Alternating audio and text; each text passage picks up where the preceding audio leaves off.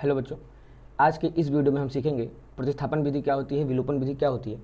और ये चैप्टर 3 का पार्ट नंबर 3 है। अगर इससे पहले पार्ट 1 पार्ट 2 को अगर आपने नहीं देखा है तो आप जरूर जाके उसको चेकआउट कर लीजिए। पार्ट 1 में हम लोगों ने सबसे पहले हम लोगों ने एकदम बेसिक से सीखा था कि किस तरीके से हम लोग ग्राफीय विधि द्वारा दो चर वाले रैखिक समीकरण युग्मों को हम लोग हल करते हैं ना, एकदम ग्राफ से हमने आपको सिखाया था। फिर पार्ट 2 में हमने आपको बताया कि किस तरीके से बिना ग्राफ बनाए ही हम लोग इस चीज़ का पता लगा सकते हैं कि जो हमारा ग्राफीय निरूपण होगा वो प्रतिच्छेद करती हुई रेखाएं होंगी, समांतर रेखाएं होंगी या फिर समांतर रेखाएं, ये बिना ग्राफ बनाए। ठीक है, आज हम लोग देखेंगे, आज हम लोग समीकरणों को हल करना सीखेंगे। दो चर वाले रैखिक समीकरण युग्मों को आज हम लोग हल करना सीखेंगे बिना ग्राफ बनाए। ठीक है ना, जब हम लोग ग्राफ से हल कर रहे थे तो ग्राफ से हल करने का मतलब क्या होता कि दो रेखाएं हम लोग जब खींच रहे थे तो वो दोनों रेखाएं जिस बिंदु पे कट कर रहे थे, जिस बिंदु पे एक दूसरे को प्रतिच्छेद कर रही थी, वही बिंदु हमारा उन दोनों समीकरण युग्मों का हमारा हल होता था। ठीक है, लेकिन अब ग्राफ बनाना क्या है, काफ़ी लेंदी काम है। ठीक है, तो इसके लिए फिर आपके सामने कुछ विधियां आती, प्रतिस्थापन विधि, विलोपन विधि, वज्र गुणन विधि, जिसमें से हम लोग दो विधियों के बारे में सीखेंगे, प्रतिस्थापन विधि और विलोपन विधि। इसमें बिना ग्राफ बनाए हम लोग सीधे सवालों को इसमें हम लोग हल कर सकते हैं। ठीक है, तो हम लोग यहाँ पढ़ेंगे प्रतिस्थापन विधि, इसके बाद हम लोग पढ़ेंगे विलोपन। और वज्र गुणन विधि 2023-24 के सिलेबस से हटा दी गई है, इसलिए हम लोग उसको नहीं पढ़ेंगे। ठीक है बेटा, अगर आपने चैप्टर 1 और चैप्टर 2 के सारे पार्ट्स नहीं देखे अभी तक तो आपको आई बटन पर लिंक मिल जाएगा, आप वहाँ पे क्लिक करके आप सारे चैप्टर 1, चैप्टर 2, चैप्टर 3 के सारे पार्ट आप लोग एक बार देख सकते हैं। और आपको कंप्लीट मैथ की सिलेबस की तैयारी कराई जा रही है यहाँ पर।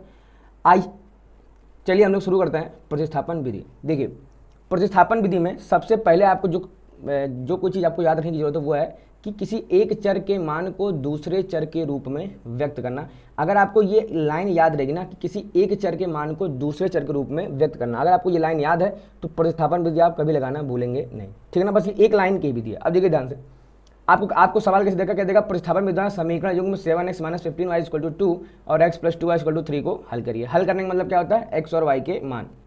ठीक है, देखिए सबसे पहले हम लोग यहाँ क्या लिख देंगे, हम लोग यहाँ लिख देंगे कि दिए गए समीकरण क्या है, 7x - 15y = 2, यह हो जाएगा हमारा समीकरण नंबर 1।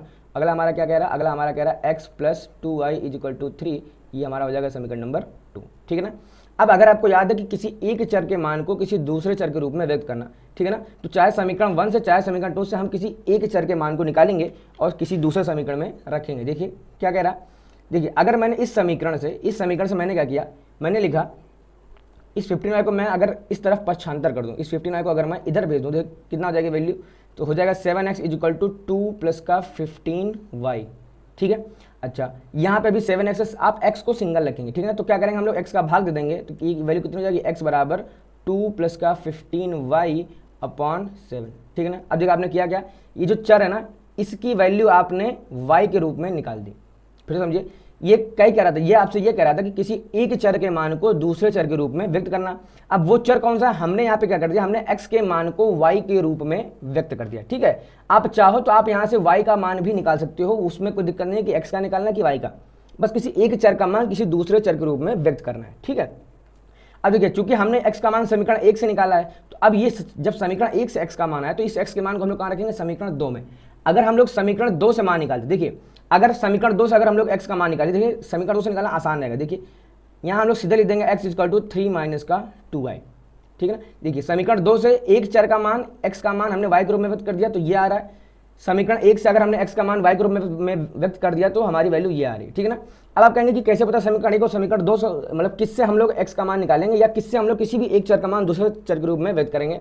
इसका बेटा कोई ट्रिक नहीं है, ये सिंपल सा कॉमन सेंस है। ठीक है ना, आपको जिससे आसान लगे किसी एक चर का मान निकालना, आप उसी समीकरण इसका इस्तेमाल कर लीजिए। जैसे देखिए इस समीकरण से जब हमने x का मान निकाला, देखिए हमको 2-3 स्टेप करने पड़े। पहले हमें इस 15y को हम उधर लेके गए, फिर हमने इस 7 का फिर इसमें भाग दिया। अच्छा अब देखिए x की जो वैल्यू आ रही काफ़ी बड़ी सी वैल्यू आ रही, ठीक है ना, यहाँ से अगर हमने इसका इस्तेमाल किया तो हमारा x का मान सीधे कितना आ गया, 3 - का 2y। तो आप चाहो तो ये लगाओ, चाहो तो ये लगाओ, इससे आंसर में कोई फर्क नहीं पड़ेगा, बट ये लगाना ज़्यादा फायदेमंद रहेगा। क्यों, क्योंकि इससे आपको कैलकुलेशन कम करनी पड़ेगी। ठीक है ना, अगर हम लोग इसका मान रखेंगे, देखिए यहाँ पे 7 का भाग भी देना पड़ेगा, 7 का गुणा भी करना पड़ेगा, तो ये जो अगर ये वाला स्टेप है तो ये हमारा ज़्यादा लंबा हो जाएगा। ठीक है बेटा, तो चलिए हम यहाँ पे क्या कर रहे हैं, हम आपको ये वाली वैल्यू उठा के रख रहे हैं। ठीक है ना, अब चूंकि हमने ये वाली वैल्यू किससे निकाला, ये वाली वैल्यू हमने निकाली समीकरण 2 से, तो अब हम लोग ये x का मान कहाँ रखेंगे, समीकरण 1 में।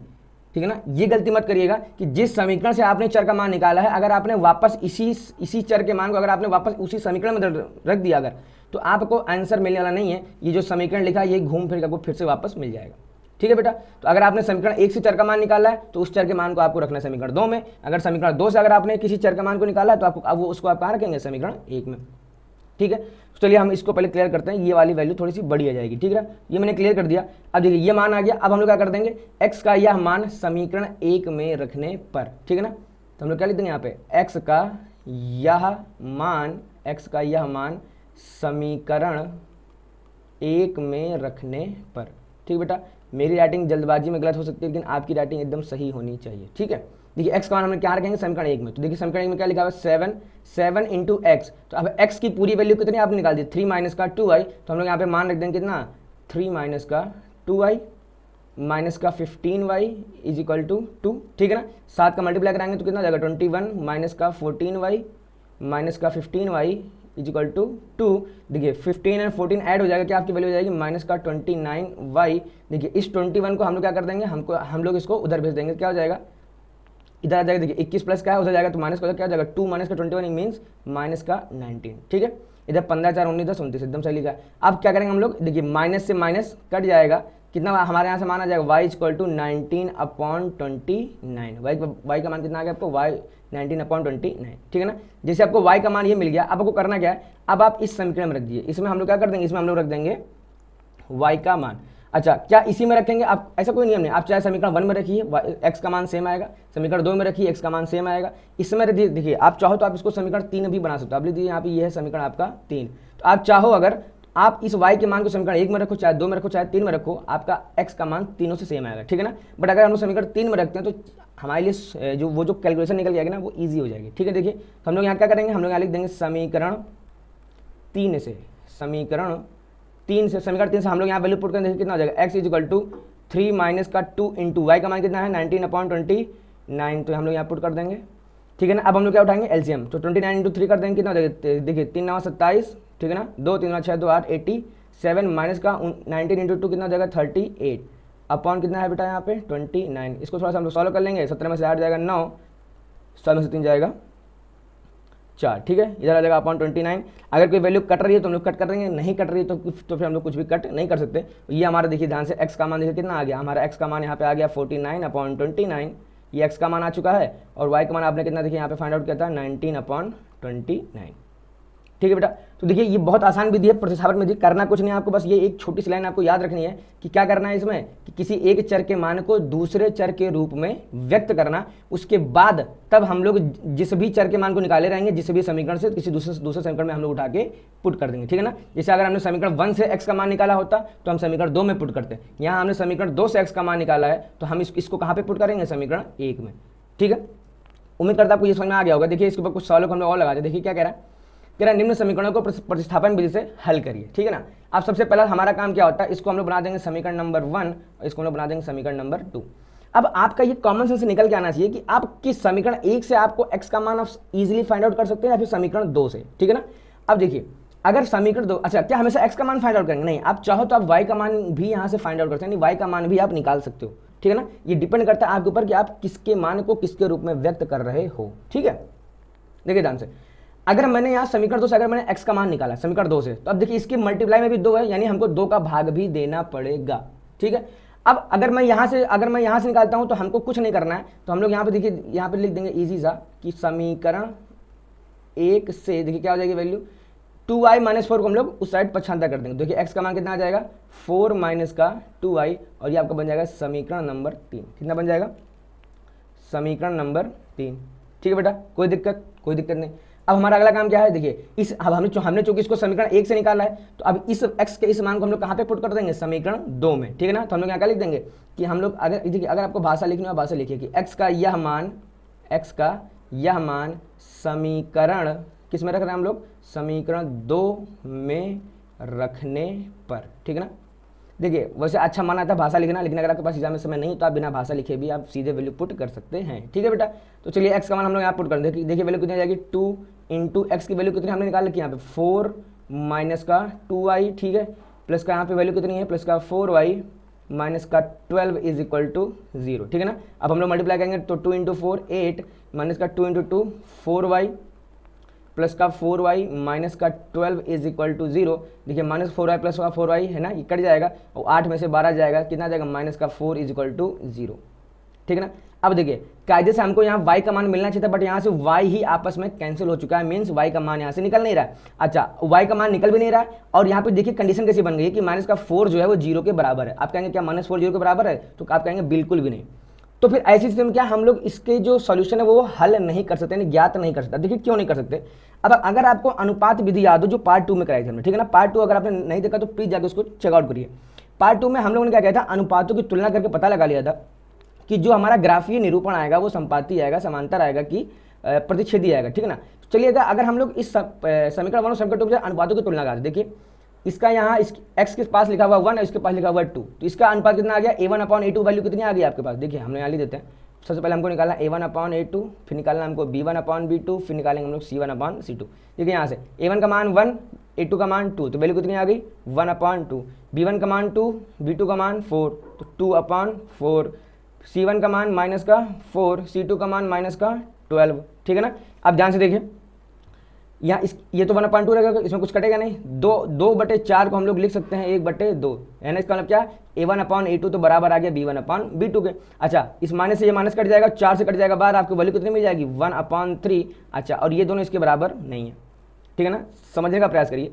a1/a2 बराबर आ चुका है b1/b2 के, but is not equal to c1/c2। अब ये कहाँ था, a1/a2 जब बराबर हो b1/b2 के बट नॉट बराबर हो c1/c2 के, ये कंडीशन आपकी होती है समांतर रेखाओं की। और जब समांतर रेखाओं की कंडीशन होती है तो समांतर रेखाएं को आपको अच्छे से पता है कि समांतर रेखाएं कभी भी एक दूसरे को कट नहीं करेंगी। तो जब कट ही नहीं करेंगी तो इनके कोई भी हल संभव नहीं है। इसका मतलब क्या हुआ, देखिए इसलिए यहाँ पे y जो है ना आपका गायब हो चुका था। क्यों, क्योंकि ये जो भी समीकरण लिखा है ये समीकरण समांतर रेखाओं को निरूपित करते हैं। इन समीकरणों का जो ग्राफीय निरूपण होगा वो समांतर रेखाओं को प्रदर्शित करते हैं। ठीक है ना। अब चूंकि समांतर रेखाओं को करते हैं इसलिए इनका हल ज्ञात कर पाना संभव नहीं है। उम्मीद है आपको समझ में आ गया होगा। अच्छा, अब देखिए ये वाला जो काम है, ये वाला काम आपको रफ में करना है। ठीक है ना, ये आप वहां पे करके नहीं दिखाएंगे, ये काम आपको किस में करना है, रफ में काम करना है। जैसे आपका यहाँ पे आ जाएगा ना -4 = 0। अब आपको देखिए भाषा यहाँ पे क्या लिखनी है, आप इसके बाद भाषा क्या बढ़ाएंगे, मैं भाषा बोल के दिखाई दे रहा हूँ। आपको यहाँ लिखना क्या है, जो कि असंभव है। क्या लिखना है आपको यहाँ पे, जो कि असंभव है। अब यहाँ पे आपको लिखना है परंतु अनुपातों की तुलना करके हम पाते हैं, परंतु अनुपातों की तुलना करके हम पाते हैं कि दिए गए समीकरण युग्म समांतर रेखाओं को निरूपित करते हैं। दिए गए समीकरण युग्म समांतर रेखाओं को निरूपित करते हैं। इसी कारण से या इसलिए या इसी वजह से, देखिए जो भी आपको भाषा लिखनी हो, इसलिए इन समीकरण युग्मों को हल कर पाना संभव नहीं है। ठीक है ना। तो ये भाषा आपको लिख देनी है यहाँ पे। ठीक है ना, ये भाषा जब आप लिख देंगे तभी आपका सवाल कंप्लीट माना जाएगा। ठीक है ना। अगर भाषा नहीं लिखेंगे तो टीचर आपके नंबर काट सकता है। आपको प्रैक्टिस करनी है अच्छे से भाषा लिखने की। और भाषा याद मत करिए, बनाना सीख लीजिए। अगर आप सीखने में मेहनत है, अगर आप एक बार सीख गए तो इसके बाद फिर आपको ज़्यादा मेहनत करने की जरूरत नहीं है, फिर आप जिंदगी भर के लिए आप सीख गए। ठीक है बेटा। तो प्रतिस्थापन में से कुछ सवाल ऐसे भी आ सकते हैं जिनको हम लोग हल ना कर पाएं। ठीक है ना। तो हल ना कर पाएं इसका मतलब क्या है कि या तो वो संपाती रेखाओं के ठीक है, थोड़ा सा कट कर देना, या तो वो संपाती रेखाओं के इसको भी कट कर देना, या तो वो इसको भी कट कर देना, या तो वे संपाती रेखाओं को कर रहे होंगे निरूपित, या तो फिर वे समांतर रेखाओं को कर रहे होंगे निरूपित। ठीक है बेटा। तो ऐसा भी आ सकता है, तो आप इसके लिए परेशान ना होइए। देखिए आप इसको अच्छे से नोट कर लीजिए और इसको मैं डिलीट कर रहा हूँ और सवाल नंबर बी को हम लोग पढ़ाते हैं। ठीक है ना। देखिए अब सवाल प्रॉब्लम नंबर बी हमसे क्या कह रहा है 2x + 3y = 9, 4x + 6y = 18। अब देखिए इससे पहले कि हम सवाल लगाना शुरू करें, आपको करना क्या है, सबसे पहले आप अपने माइंड में ना अनुपातों की तुलना करा लीजिए और आप देख लीजिए कि क्या इसका हल आएगा कि नहीं आएगा। अच्छा, हल कब आएगा, अगर a1/a2 = b1/b2 के। अगर ऐसा हो गया तो हल तभी आप x और y के मान निकाल सकते हैं। अगर a1/a2 = b1/b2 = c1/c2 तो ये समांतर रेखाओं की कंडीशन हो जाएगी, यहाँ पे भी हल निकलने वाला नहीं है। और अगर a1/a2 = b1/b2 = c1/c2 ये संपाती रेखाओं के हो जाएंगे कंडीशन, और इसलिए यहाँ भी हल निकलने वाला नहीं है। तो चलिए हम लोग देखते हैं। देखिए 2/4 वैल्यू कितनी हो जाएगी 1/2। ठीक है ना, यानी a1/a2 का मान कितना आ गया 1/2। 3/6 यानी इसकी वैल्यू भी 1/2। 9/18 इसकी वैल्यू भी 1/2। देखिए a1/a2 बराबर है b1/b2 बराबर है c1/c2 के। इसका मतलब क्या है कि ये दोनों समीकरण युग्म संपाती रेखाओं को निरूपित करते हैं। और संपाती रेखाओं के कितने हल होते हैं, अनेक हल होते हैं। तो जब अनेक हल होते हैं इसका मतलब कि इन दोनों समीकरणों के हम लोग हल ज्ञात नहीं कर सकते हैं। ठीक है ना। अब देखिए इसको हम लोग करेंगे कैसे। क्योंकि उसने बोल दिया है भाई साहब कि आपको यहाँ प्रतिस्थापन विधि लगानी है, तो प्रतिस्थापन विधि आपको याद रखनी पड़ेगी। बस देखिए कि यहाँ से हमको किसी एक चर का मान निकालना है, तो सबसे पहला हमारा काम, इसको बना देंगे समीकरण नंबर 1, इसको बना देंगे समीकरण नंबर 2, ठीक है ना। अब समीकरण 1 से चलिए हम लोग निकालते हैं यहाँ से x का मान। समीकरण 1 से चलिए यहाँ से मान निकालते हैं, देखिए वैल्यू कितनी है 2x इक्वल टू 3y को उधर भेज देंगे, वैल्यू हो जाएगी 9 माइनस का 3y, 2 को भाग दे देंगे, क्या हो जाएगा x इक्वल टू 9 माइनस का 3y अपॉन 2, ठीक है ना। ये बन गया हमारा समीकरण नंबर 3 वाला। चूंकि हमने ये फर्स्ट से वैल्यू निकाली है, इसलिए x के इस मान को हम लोग कहाँ पे पुट करेंगे, समीकरण नंबर 2 में। चलिए पुट करते हैं, देखिए वैल्यू क्या हो, यहाँ हम लोग लिख देंगे समीकरण 2 से, क्या लिख देंगे समीकरण 2 से, ठीक है ना। चलिए यहाँ पे हम लोग पुट करते हैं, तो कितना हो जाएगा, देखिए 4 इंटू एक्स का मान कितना हमने निकाला है 9 माइनस का 3y अपॉन 2, फिर क्या यहाँ पे प्लस का 6y इज इक्वल टू 18, ठीक है। देखिए इस 2 से हम लोग इस 4 को कट कर देंगे, वैल्यू कितनी आएगी 2, ठीक है ना। अब चलिए हम लोग मल्टीप्लाई कराते हैं यहाँ पे, जब 2 अंदर जाएगा तो वैल्यू कितनी हो जाएगी यहाँ से 2 इंटू 9 18, 2 इंटू माइनस का 3y माइनस का 6y, या कितना आ जाएगा प्लस का 6y इज इक्वल टू 18। अब देखिए इससे ये वैल्यू कट जाएगी और आपको सामने क्या मिल गया 18 इज इक्वल टू 18, ठीक है ना। अब ये संभव है 18 इक्वल टू 18 संभव, ये कुछ गलत निकल के नहीं आया है, ठीक है ना। लेकिन अब बताइए हमको यहाँ से जब हमने x का मान उठा के यहाँ पे रखा तो हमको y का मान मिलना चाहिए था, बट यहाँ पे y का मान हमको नहीं मिला है। क्यों? क्योंकि y गायब हो चुका है। और गायब भी क्यों हुआ? क्योंकि ये संपाती रेखाओं को निरूपित करने वाले समीकरण युग्म है, ठीक है ना। उम्मीद कर रहा हूं आपको समझ में ये चीजें आ रही होंगी। अब इसके बाद आपको फिर क्या करना है, आपको इस बात फिर से आपको यहाँ पे अपनी भाषा लिखनी है। भाषा क्या लिखेंगे, लिख देंगे जो कि सत्य है, परंतु अनुपातों की तुलना करके हम यह पाते हैं कि दिए गए समीकरण युग्म संपाती रेखाओं को निरूपित करते हैं। यही कारण है कि इनके हल ज्ञात कर पाना संभव नहीं है, ठीक है बेटा। उम्मीद करता हूं आपको ये सवाल भी समझ में आ गया होगा। चलिए देखते हैं हम लोग अगला आपसे क्या कह रहा है। अगला आपसे कह रहा है √2x प्लस का √3y इक्वल टू 0, ठीक है ना। देखिए ध्यान से, ये हम बना लेंगे सबसे हमारा पहला काम समीकरण नंबर 1, और ये बना लेंगे समीकरण नंबर 2। फिर हमारा काम क्या है, किसी एक चर के मान को किसी दूसरे चर के रूप में व्यक्त करना, ठीक है ना। तो समीकरण 1 से देखिए हम लोग क्या निकालेंगे, यहाँ पे हम लोग यहाँ लिखेंगे समीकरण 1 से, ठीक है ना। देखिए √2x हम लोग उधर भेज दें, वैल्यू कितनी हो जाएगी माइनस का √3y, इस √2 को बटे में भेज दें, वैल्यू कितनी है x इक्वल टू माइनस का √3y बटे √2। ये हमारा क्या बन जाएगा समीकरण नंबर 3। इस ये वाली वैल्यू काउंट आकर रखते हैं समीकरण नंबर 2 में। चलिए रखते हैं, देखिए वैल्यू कितनी जाएगी √3x, x मीन्स ये वाली पूरी वैल्यू हो जाएगी माइनस का √3y अपॉन √2, फिर यहाँ क्या लिखा माइनस का √8y इज इक्वल टू 0, ठीक है। अब चलिए हम लोग मल्टीप्लाई कराते हैं। देखिए मल्टीप्लाई जैसे कराएंगे तो √3 इंटू √3 कितना हो जाएगा 3y, अच्छा अपॉन में √2 ऐसे बना रहेगा, अच्छा यहाँ माइनस है तो माइनस का 3y, यहाँ भी रहेगा माइनस का √8y इज इक्वल टू 0। तो इन दोनों से हमको y कॉमन दिख रहा है, क्या करेंगे यहाँ से हम लोग y कॉमन निकाल लेंगे। यहाँ पे कितना बच जाएगा माइनस का 3 अपॉन √2, यहाँ कितना बचेगा माइनस का √8 इज इक्वल टू 0, ठीक है ना। अब देखिए ये बेटा 8 लिखा हुआ है ना 8। अब हम लोग क्या कर देंगे, देखिए ध्यान से, अब ये चूंकि ये पूरी न्यूमेरिकल वैल्यू है, हम लोग इसको 0 को बटे में भेज सकते हैं। तो यानी वैल्यू कितनी आएगी y इक्वल टू 0 अपॉन ये पूरी वैल्यू 0 अपॉन ये वाले जो पूरा ब्रैकेट वो 0 के बटे में आ जाएगा। अच्छा 0 के बटे में कुछ भी लिखा हो उसका मान में से क्या निकल जाएगा 0। दैट मीन्स y का मान कितना आ गया आपके पास, y का मान आपके पास आ चुका है 0, ठीक है ना। y का मान 0 आ गया। अब हमारा काम क्या है, अब हमारा काम है x का मान निकालना, ठीक है ना। x के मान के लिए हम लोग करेंगे क्या, ये जो y का मान है हम लोग कहाँ पे पुट कर देंगे समीकरण 3 में, ठीक है। हम लोग यहाँ लिख रहे हैं, देखिए क्या लिख देंगे y का मान समीकरण 3 में रखने पर, y का मान समीकरण 3 में रखने पर, ठीक है बेटा। ये अलग है आपका, ठीक है ना। ये नेक्स्ट पेज में आप लिखेंगे ना रखने पर। देखिए x इक्वल टू माइनस का √3 बटे √2 इंटू वाई था, माइनस का √3 बटे √2 इंटू वाई की वैल्यू आपने कितनी निकाल दी 0 इंटू 0। अब 0 में किसी का भी मल्टीप्लाई करेंगे वैल्यू कितनी आ गई 0, ठीक है ना। यानी यहाँ से x का भी मान हमारा कितना आ चुका है, x का मान भी हमारा 0 आ गया है और y का मान भी 0 आ गया, ठीक है बेटा। तो ये था आपका प्रतिस्थापन विधि।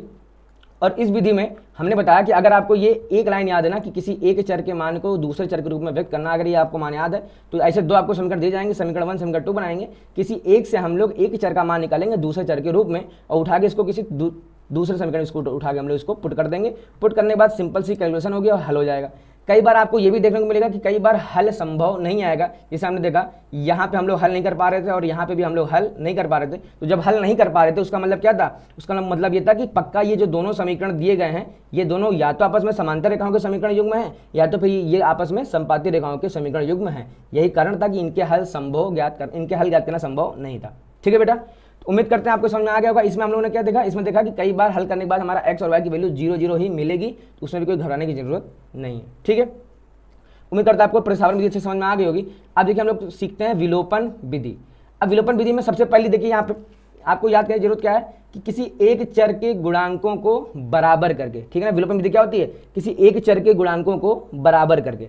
अब चर के गुणांक आपको अच्छे से पता है, देखिए ध्यान से, यहाँ x का गुणांक कितना है +1, यहाँ y का गुणांक कितना है +1, यहाँ 5 का गुणांक कितना है, 5 का कोई गुणांक नहीं, क्योंकि 5 में कोई भी चर नहीं है। गुणांक हमेशा कहाँ मिलेगा आपको, जहाँ पे कोई ना कोई वेरिएबल हो, यानी कोई ना कोई चर हो। ठीक है बेटा, अब देखिए हम लोग करते हैं 2x - 3y = 4 को। अब यहाँ देखिए x का गुणांक कितना है 2 है, यहाँ y का गुणांक कितना है -3 है, और यहाँ पे 4 एक अचर पद है। ठीक है ना, तो ऐसे दो समीकरण दे जाएंगे, आपसे बोले क्या विलोपन विधि से हल करिए। चलिए हम लोग देखते हैं सबसे पहले काम क्या हमारा। सबसे पहला हमारा काम आता है यहाँ पे, सबसे पहला हमारा काम है जो भी हमको समीकरण दिए गए हम उनको समीकरण बना लें। ये हो गया हमारा समीकरण नंबर 1, और ये हमारा क्या दिया है 2x - 3y = 4, समीकरण नंबर 2। क्या कह रहा है, किसी भी एक चर के गुणांकों को बराबर कर दीजिए। ठीक है ना, अब देखिए चर के गुणांक को बराबर करना, देखिए यहाँ पे y का गुणांक कितना है, मैं थोड़ा सा फोकस मोड में इसको डालता हूँ। देखिए यहाँ पे देखिए y का गुणांक कितना, आप कहेंगे यहाँ पे y का गुणांक है +1, और यहाँ पे y का गुणांक कितना है -3। तो अगर आपको y के गुणांकों को बराबर करना है तो y का गुणांक +1 से -3 कैसे बनाएंगे, इस +1 में अगर हम -3 का मल्टीप्लाई करा दें, या फिर इस +1 में अगर हम लोग 3 का मल्टीप्लाई करा दें, तो ये ऐसा कुछ बन जाएगा। ठीक है ना, अगर आपको y का गुणांक बराबर करना हुआ तो अब अगर हमको x का गुणांक बराबर करना हो, देखिए अब इस समीकरण नंबर 1 में x का गुणांक कितना है +1, इस समीकरण नंबर 2 में x का गुणांक कितना है +2, है ना। तो 1 को 2 भी बना सकते हैं, और इधर y वाले में 1 को 3 भी बनाया जा सकता है। अब देखिए, अब आपका प्रयास क्या होना चाहिए, देखिए ध्यान से, किसको हम लोग बनाएंगे। देखिए कोशिश आपको करना है कि जिसके गुणांक या जिसके गुणांकों के चिन्ह अपोजिट साइड के हों। अपोजिट साइड को हम लोग हिंदी में लिखेंगे परस्पर विपरीत हों। परस्पर कैसे हों, विपरीत हों। ठीक है ना, परस्पर विपरीत हों। अब अपोजिट साइड का मतलब क्या हो, देखिए यहाँ इसका गुणांक भी प्लस में है और इसका गुणांक भी कैसा है प्लस में है, तो इन दोनों के चिन्ह कैसे हो गए, समान हो गए। इसका मतलब क्या हो गया कि हम लोग इनके गुणांक बराबर ना करें। ठीक है ना, अब यहाँ ध्यान से देखेंगे, यहाँ पे क्या है y का गुणांक प्लस में है, यहाँ y का गुणांक माइनस में है ना। अब इसके गुणांक बराबर करें तो ये थोड़ा ईजी पड़ेगा। अब कहेंगे क्या ये कोई नियम है, ये नियम नहीं है। ऐसा नहीं है कि हमेशा हम लोग यही करेंगे, ऐसा नहीं। कुछ किसी सवालों में हो सकता है कि जिसके चिन्ह अपोजिट हो बट उसके गुणांक बराबर करना थोड़ा कठिन हो, तो हम लोग वहाँ पे उसके गुणांक बराबर ना करें। समझ में आ रहा है आपको, ये कोई रूल नहीं है, ये कोई रूल नहीं है, ये सिंपल सा कॉमन सेंस है। अब देखिए कॉमन सेंस क्यों है, अगर हम लोग x के गुणांक को बराबर कराएंगे तो हमको समीकरण 1 और समीकरण 2 को माइनस करना पड़ेगा, नहीं घटाना पड़ेगा, नहीं सब्ट्रैक्ट करना पड़ेगा। बट यहाँ पे क्या है, देखिए अगर हम लोग y के गुणांक बराबर करते हैं तो हाँ, एक प्लस में एक माइनस में, हम लोग जैसे ही इन दोनों को घटाएंगे नहीं, हम लोग इन लोगों को ऐड करेंगे। तो ऐड करते ही प्लस और माइनस वाली वैल्यू कैसे जाएगी, आपस में कैंसिल हो जाएगी। तो ऐड करना ईजी होता है कहीं ना कहीं सब्ट्रैक्शन की तुलना में बेटा। ठीक है ना, और ये सब कोई रूल नहीं है ना, ये आपका कॉमन सेंस है। आप चाहो तो y के बराबर करो, आप चाहो तो x के बराबर करो। ठीक है, अब देखिए हम यहाँ पे करते हैं y के गुणांक बराबर, यहाँ पे है +1, यहाँ पे है -3। तो आप चाहो तो चिन्हों को ध्यान मत दो, आप ये चाहो यहाँ पे 1 है, यहाँ पे कितना 3 है। अब क्या करें, हम लोग यहाँ लिख देंगे, हम लोग यहाँ लिखेंगे समीकरण 1 में 3 का गुणा कराने पर, गुणा क्यों करा रहे हैं, क्योंकि समीकरण 2 में जो y का गुणांक है वो कितना है 3 है। देखिए अगर हम लोग समीकरण 1 में कराएंगे 3 का गुणा, तो x में भी 3 का गुणा हो जाएगा, कितना बन जाएगा ये 3x। ठीक है ना, थोड़ा सा मैं पेन चेंज करता हूँ। देखिए x वाला कितना बन जाएगा, ये इसमें हम लोग मल्टीप्लाई करा रहे हैं तो कितना बन जाएगा 3x, y में करा रहे हैं तो प्लस का 3y, और इधर 5 में करा देंगे तो 15। ठीक है ना, ये बन जाएगा समीकरण नंबर 3। अब देखिए यहाँ y का गुणांक हो चुका है -3, यहाँ हो चुका है y का गुणांक प्लस का 3। अब आपको सिंपल से करना क्या है, समीकरण 2 और समीकरण 3 को आप ऐड कर दीजिए। जैसे आप ऐड करेंगे -3y + 3y से कैंसिल हो जाएगा, आपको वैल्यू क्या मिल जाएगी, x के रूप में हमको हमारा आंसर मिल जाएगा। देखिए क्या करेंगे हम लोग, यहाँ लिख देंगे समीकरण 2 व 3 को जोड़ने पर, समीकरण 2 व 3 को जोड़ने पर। ठीक है ना, जिसे हम लोग समीकरण 2 और 3 को जोड़ेंगे, देखिए ध्यान से, अब -3y से प्लस का 3y कट जाएगा, इधर 2x 3x ऐड हो जाएंगे, कितनी वैल्यू हो जाएगी 5x, इधर 4 और 15 ऐड हो जाएंगे, वैल्यू कितनी आएगी यहाँ पे 19, और हम लोग 5 का डिवाइड कर देंगे, s की वैल्यू आपको कितनी मिल जाएगी 19/5। ये आपको मिल गया x का पहला मान। ठीक है, जिसे हमको x का मान मिल गया। अब ये x के मान आप चाहे समीकरण 1 में पुट करिए, चाहे 2 में, चाहे 3 में, जहाँ पुट करिए आपको आंसर एक ही मिलेगा y का। ठीक है ना, तो हम लोग इसको हम लोग किसमें पुट करते हैं, चलिए लिख देंगे हम लोग यहाँ पे x का मान समीकरण 1 में, है ना, क्योंकि यहाँ पे सिंपल सा y है। देखिए अगर यहाँ पुट करेंगे तो 3 का मल्टीप्लाई कराओ, फिर वापस जाके हमको ऐड करना पड़ेगा। इसमें हमारा क्या है कि 3 का मल्टीप्लाई नहीं करना पड़ेगा, सीधे हमको केवल और केवल पक्षांतर करके सब्ट्रैक्ट करना पड़ेगा, ठीक है ना। तो x का मान हम लोग यहाँ पुट कर देंगे समीकरण 1 में, तो x का मान समीकरण 1 में रखने पर, x का मान समीकरण 1 में रखने पर जैसे हम लोग यहाँ पुट कर देंगे, देखिए x का मान कितना है यहाँ पे 19/5 प्लस का y इज इक्वल टू 5, ठीक है ना। अब 19/5 को उधर भेज देंगे तो क्या हो जाएगा, माइनस में कितना हो जाएगा 5 माइनस का 19/5। अब इस ऐसे बढ़ाएंगे 50 25, 25 में से 19 जाएगी, वैल्यू कितनी हो जाएगी 6, और 6/5 ये आपका आ गया y का मान, ठीक है बेटा। तो आपने देखा कि विलोपन विधि होती क्या, किसी एक चर के गुणांकों को बराबर करना, और चर के गुणांक हम लोग किसके बराबर करते हैं, हम लोग उसी चर को बराबर करते हैं जिसके चिन्ह परस्पर विपरीत हो, है ना। क्या ऐसा कोई रूल है, ऐसा कोई रूल नहीं, बट ये कॉमन सेंस है, ठीक है बेटा। अच्छा, उम्मीद करते हैं हम कि आप लोगों को इस समीकरणों को जोड़ना आता हो। जैसे हमने यहाँ लिखा ना, समीकरण 2 व 3 को जोड़ने पर समीकरण, इस समीकरण को और इस समीकरण को हम उम्मीद करते हैं आपको जोड़ना आता होगा, तभी आप ये जोड़ पाएंगे। और अगर आपको जोड़ना नहीं आता तो आप चैप्टर 2 वाला जो बहुपद वाला चैप्टर, आप जाकर उसको पहले अच्छे से देखिए, वहाँ पर हमने बहुपदों को जोड़ना, बहुपदों का घटाना अच्छे से सिखाया है, ठीक है बेटा। चलिए, उम्मीद करता हूँ विलोपन विधि आ गई। विलोपन विधि के हम लोग थोड़े और सवालों को देखते हैं। देखिए सबसे पहला सवाल आपसे क्या कह रहा है, कह रहा है 2x + 3y is equal to 8 और 4x + 6y is equal to 7। सबसे पहले हमारा काम क्या, ये बना देंगे हम लोग समीकरण नंबर 1, ये समीकरण नंबर 2, ठीक है ना। अब किसी एक की भी चर को हम बराबर कर देंगे। यहाँ पे हमको क्या करना पड़ेगा, x का यहाँ पे गुणांक है 2, यहाँ पे x का गुणांक 4, तो 2 को 4 कैसे बनाएंगे हम लोग, 2 का मल्टीप्लाई करा के। अब चलिए हम लोग आते हैं, हम लोग क्या लिख देंगे यहाँ पे, समीकरण 1 में कितने का मल्टीप्लाई, 2 का, समीकरण 1 में 2 का गुणा कराने पर, ठीक है ना। जिसे हम लोग 1 में 2 का गुणा कराएंगे, देखिए आपके सामने वैल्यू कितनी मिल जाएगी, यहाँ पे 2 × 2 इसमें करा देंगे, वैल्यू आपको मिलेगी 4x, फिर 2 × 3 यहाँ करा देंगे, तो ये कितनी हो जाएगा आपके सामने 6y, इधर 2 × 8 करा देंगे, कितनी वैल्यू हो जाएगी 16। ये बन गया आपका समीकरण नंबर 3, ठीक है ना। अब देखिए, अब चूंकि हमने x के गुणांक बराबर कर दिया, अब हमको करना क्या, देखिए यहाँ पे देखिए इसका साइन कैसा है, प्लस का है, इसका साइन कैसा है, प्लस का। अब अगर दो समीकरणों में किसी के गुणांकों के सेम साइन हो, ठीक है ना, मतलब अगर इसका भी साइन प्लस हो, इसका भी साइन प्लस हो, ठीक ना, या इसका भी साइन माइनस हो, इसका भी साइन माइनस हो, है ना, अगर दोनों गुणांकों के चिन्ह सेम हो तो हम लोग करेंगे क्या, हम लोग हमेशा उन दोनों समीकरणों को हम लोग हमेशा घटाएंगे मतलब सब्ट्रैक्ट करेंगे, ठीक है ना। अगर गुणांकों के चिन्ह बराबर हुए तो, मैं यहाँ लिख दे रहा हूँ, ये क्या है, ये है आपके, अगर गुणांकों के अगर चिन्ह बराबर हो गए। चिन्ह बराबर होने का मतलब क्या हमने लिखा है यहाँ पे, चिन्ह बराबर होने का मतलब कि अगर इसका भी प्लस है, इसका भी प्लस है, तो या इसका भी माइनस है, इसका भी माइनस, अगर दोनों का प्लस प्लस है, दोनों का माइनस माइनस, तो हम उन दोनों समीकरणों को आपस में घटाएंगे। अच्छा, अगर अपोजिट है, मान के चलो किसी एक का प्लस है और किसी एक का माइनस, या इसका माइनस है इसका प्लस, तो हम लोग क्या कर देंगे, हम लोग उन समीकरणों को जोड़ेंगे। क्या करेंगे, उन दोनों समीकरणों को हम लोग जोड़ेंगे, ठीक है ना। ये चीज़ आपको याद होनी चाहिए, आप यहाँ पे जरूर इसको अच्छे से आप नोट कर लीजिए अपनी कॉपी में, ठीक है बेटा। अब देखिए, जैसे हम अब यहाँ पे कैसा, यहाँ भी देखिए ध्यान से, प्लस का 4 है, प्लस का 4, तो हम लोग क्या करेंगे, घटाने पर, तो हम लोग यहाँ लिख देंगे कि समीकरण 2 में से समीकरण 3 को घटाने पर। अब ये चाहे पूरी भाषा लिखिए, या लीजिए समीकरण 2 माइनस समीकरण 3, समीकरण 2 माइनस समीकरण 3। अब देखिए जैसे हम लोग माइनस करेंगे, 4x यहाँ है, 4x यहाँ है, तो 4x माइनस 4x 0, 6y 0, इधर 7 और 16 वैल्यू कितनी आएगी, देखिए 7 में से 16 जाएगा तो आपकी वैल्यू मिल जाएगी -11। आपकी वैल्यू कितनी मिल जाएगी, 0 = -11। अब आप खुद बताइए, क्या 0 कभी भी -11 के बराबर हो सकता है, आप यहाँ लिख देंगे जो कि असंभव है।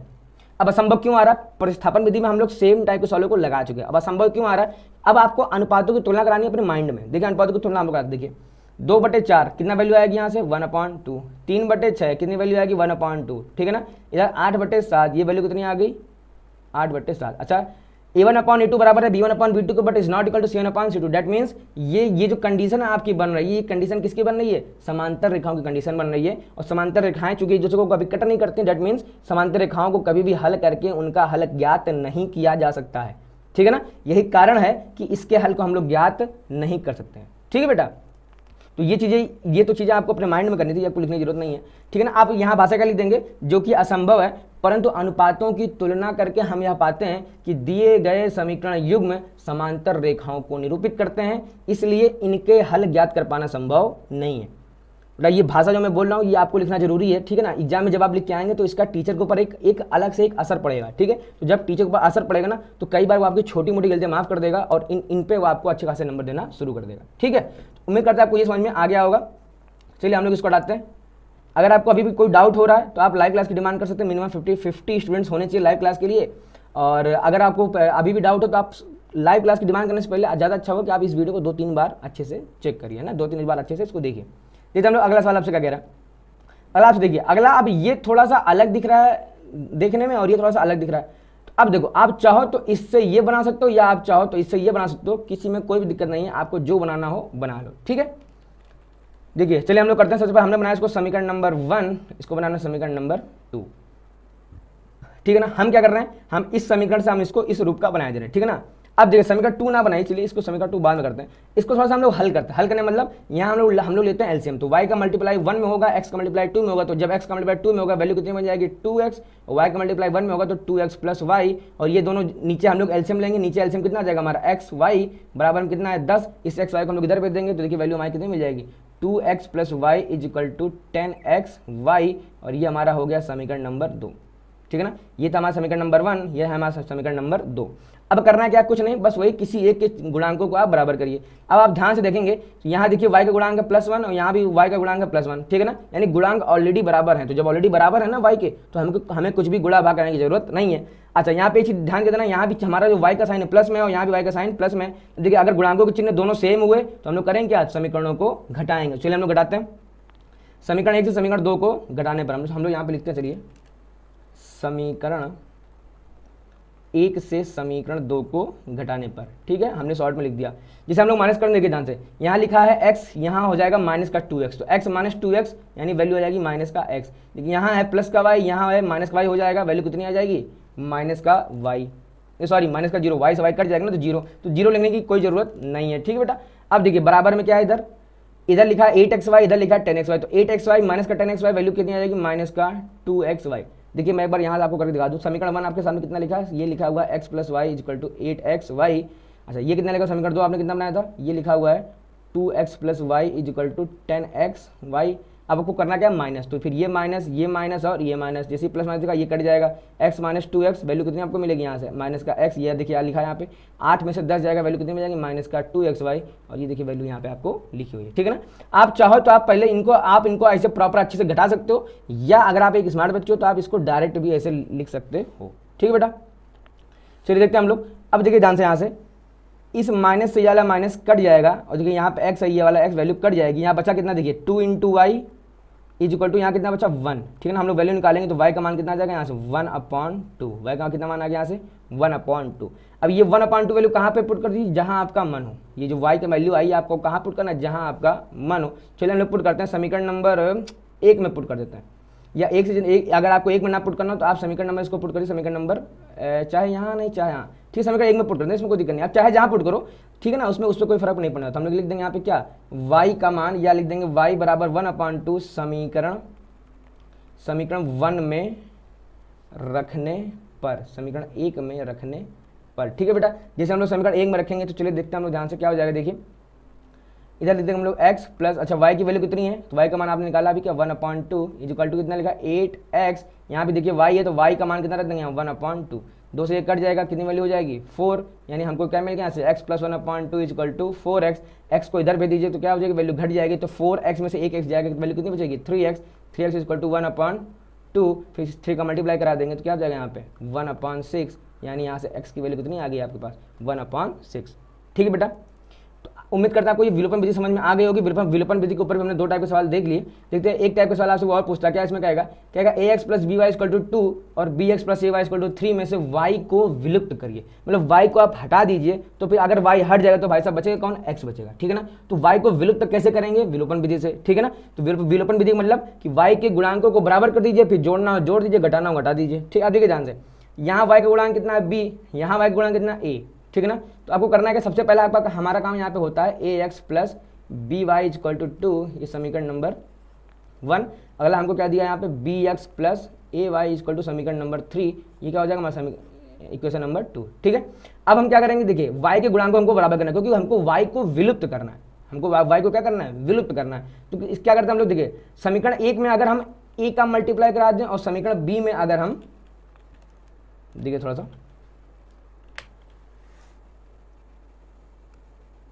हमने क्या कहा, हमने कहा अगर समीकरण एक में अगर हम लोग ए का मल्टीप्लाई और समीकरण बी में अगर हम लोग बी का मल्टीप्लाई करा दें, देखिए अगर यहाँ ए का मल्टीप्लाई कराएंगे वैल्यू कितनी आएगी ए बी वाई, यहाँ बी का कराएंगे तो ए बी वाई, ठीक है ना। तो ये दोनों बराबर हो जाएंगे। तो चलिए हम लोग कराते हैं, इसमें कराएंगे तो देखिए क्या हो जाएगा, a square x plus a B Y is equal to 2a। यहाँ हम लोग कराएंगे बी का मल्टीप्लाई, देखिए कितना हो जाएगा, बी स्क्वायर एक्स प्लस का A B Y is equal to 3b, ठीक है ना। अभी हम लोग ऊपर पढ़ के आए तो ऊपर हमने बताया था कि अगर सेम साइन होगा, देखिए अगर सेम साइन होगा तो दोनों समीकरणों को हम लोग माइनस करेंगे यानी सब्ट्रैक्ट करेंगे, ठीक है ना। अब देखिए हम लोग क्या कर देंगे, इसको बनाएंगे समीकरण नंबर 4, इसको समीकरण नंबर 5। अब y के गुणांक के बराबर होगा, बट इनके साइन कैसे, इनके साइन आपस में दोनों प्लस प्लस हैं, दोनों सेम है। तो क्या करेंगे, समीकरण 4 से समीकरण 5 को सब्ट्रैक्ट करने पर यानी घटाने पर यहाँ लिख देंगे समीकरण 4 माइनस का समीकरण 5, समीकरण 4 माइनस समीकरण 5, ठीक है बेटा। जब माइनस करते हैं देखिए तो ये वाली वैल्यूज आपस में कट जाएंगी और आपके पास आपको यहाँ कितना मिल जाएगा, केवल आपको यहाँ पे x की वैल्यू मिलना है। सो देखिए ए स्क्वायर एक्स इससे ये माइनस हो जाएगा, माइनस का बी स्क्वायर एक्स बराबर ये माइनस ये कितनी आ जाएगी 2a माइनस का 3b। अच्छा यहाँ से हम लोग x कॉमन ले लेंगे, यहाँ वैल्यू कितनी बचेगी a स्क्वायर माइनस का b square is equal to 2a minus का 3b, ठीक है। यहाँ से हमको चलिए x का मान निकाल देंगे, a square minus b square को क्या करते हैं, इसको डिवाइड में भेज देंगे तो वैल्यू कितनी आ जाएगी, देखिए 2a माइनस का 3b बटे a स्क्वायर माइनस का b स्क्वायर, ठीक बेटा। देखिए अब ये जो भी आपका आंसर आ रहा है, क्या इस पूरे आंसर में कहीं भी y का मान निकल के आ रहा है, आप कहेंगे नहीं, इसका मतलब y विलुप्त हो चुका है, यानी y खो गया कहीं हमारा, ठीक है ना। तो ऐसे भी आपसे कुछ वो बोल सकता है, इसके अलावा कोई और भी टाइप यहाँ पे नहीं बनते हैं। तो उम्मीद करते हैं आपको ये समझ में आ गया होगा, ठीक है बेटा। अब देखिए एक टाइप इससे पहले और पूछा जाता था, जो कि अब 2023-24 के सिलेबस में ये चीज़ें हटा दी गई हैं, ठीक है ना। बट मैं आपको फिर भी बता दे रहा हूँ क्योंकि मेरे लिए आपका समझना जरूरी है, क्योंकि आप हो सकता है कि अभी आप इन समीकरणों को हल करने से हाई स्कूल में आप बच जाइए, 10th में अगर आप बच जाएंगे तो अगर यही समीकरण अगर आपको हाई क्लास में मिलेंगे, फर्स्ट ईयर इंटर है ना बीएससी में मिलेंगे, तो काम आपका फिर बन नहीं पाएगा। तो मैं आपको इस टाइप का एक सवाल मैं बता दे रहा हूँ और फिर मैं आपको होमवर्क के लिए मैं आपको ये कुछ सवाल लेके चला जाऊँगा, ठीक है। इस वीडियो को यहीं पर समाप्त कर देंगे, ठीक है ना। अब ये आपको घर से लगाना है, कमेंट में बताना कि अगर आपको सवाल नहीं सारे आए हैं तो मैं आपको इन सवालों के ऊपर मैं एक स्पेशल मैं वीडियो बना दूंगा, ठीक है बेटा। चलिए हम लोग देखते हैं यहाँ पे करना क्या, देखिए ध्यान से। सबसे पहले जब ऐसा कोई समीकरण लिख के आपके सामने आ जाए, ठीक है ना, अब देखिए तो इसको हमें बोलते हैं क्या, युगपत समीकरण का विस्तृत रूप। विस्तृत रूप मतलब क्या, थोड़ा सा इनका लंबा रूप जाएगा, ठीक है। सवाल कठिन नहीं है ये, जैसे हम लोगों ने प्रतिस्थापन विधि ऊपर लगाई, विलोपन विधि ऊपर लगाई, सेम यहाँ लगेगा, बस ये थोड़े से सवाल लेंदी हो जाए, मतलब इनको जब हम लोग करना शुरू करेंगे तो पहले से ज़्यादा ये थोड़े से बड़े निकल के आएंगे, ठीक है ध्यान से। अभी तक क्या हो रहा था कि केवल x और y होते थे, केवल x और y होते थे। अब क्या हो रहा है, x के साथ -1 है, y के साथ -2, ठीक है ना। अच्छा जो सेम वैल्यू यहाँ है x की, वही सेम वैल्यू x के साथ यहाँ भी होगी, जो सेम x के साथ y के साथ यहाँ है वही सेम y के साथ यहाँ भी होगा, ठीक है ना। युगपत समीकरण के विस्तृत रूप में ये तो अच्छाई होती है कि x के साथ जो यहाँ पे है पूरा वही x के साथ यहाँ पे मिलेगा आपको, ठीक है।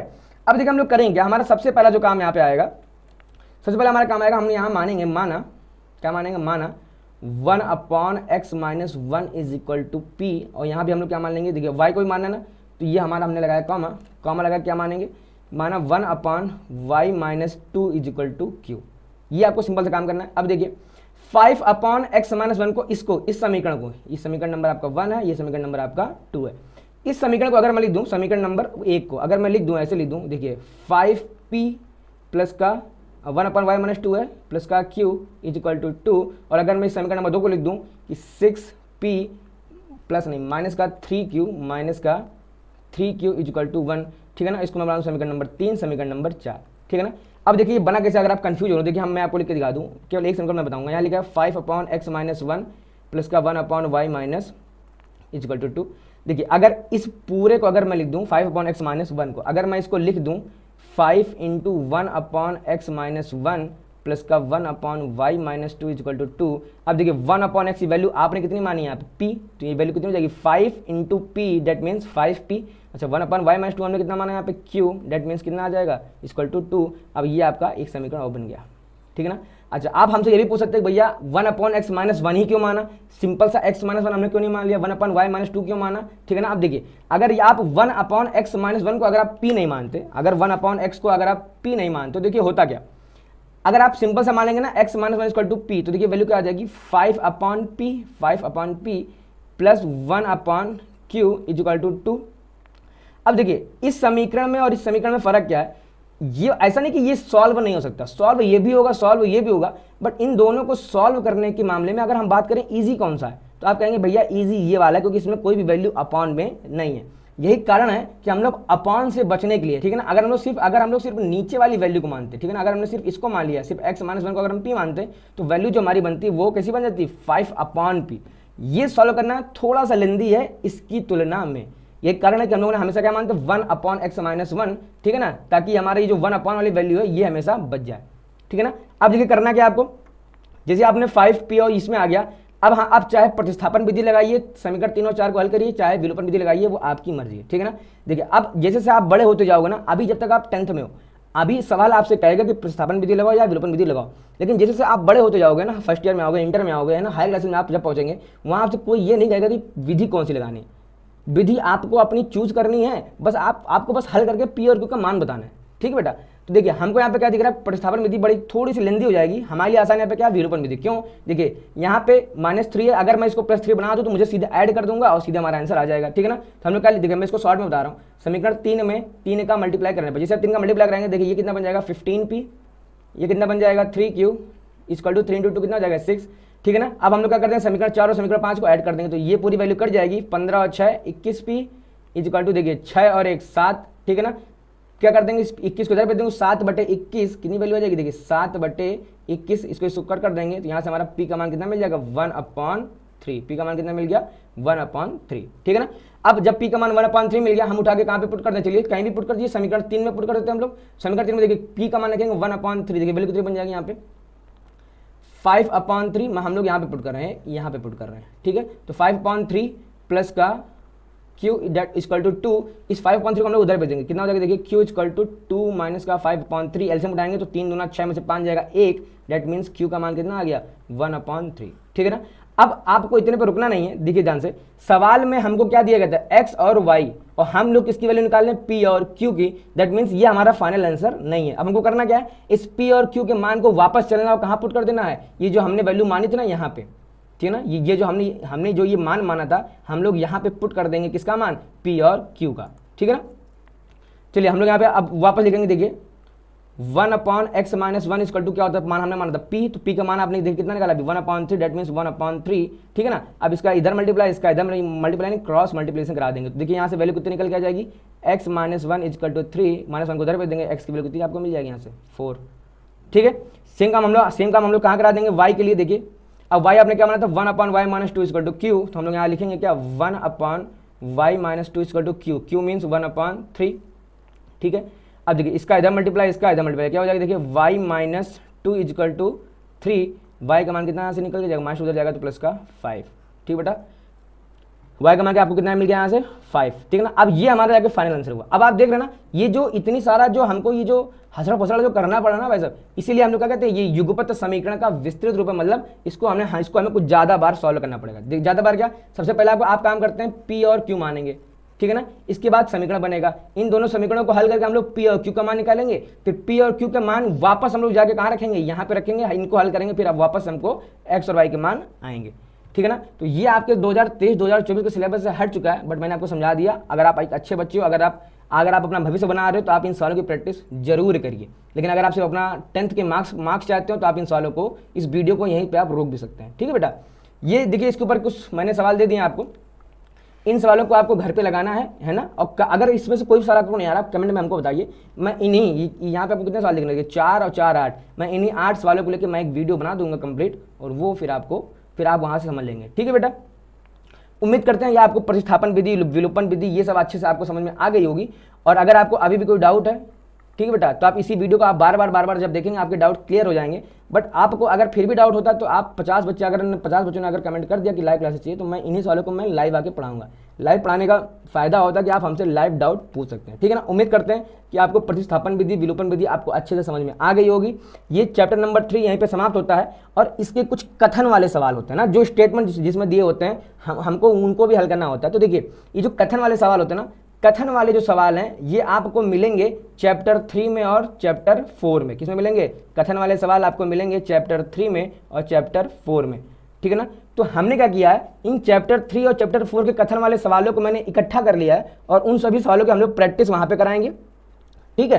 तो ये जो कथन वाले सवाल है, इसलिए हमने इस पार्ट में कवर नहीं किया है, कथन वाले सवालों को हम लोग पार्ट अभी हम लोग एक अलग से सेपरेट वीडियो बनाएंगे और वहाँ पे हम लोग अच्छे से कवर करेंगे। बाकी फिलहाल अभी के लिए चैप्टर नंबर 3 यहीं पे खत्म होता है।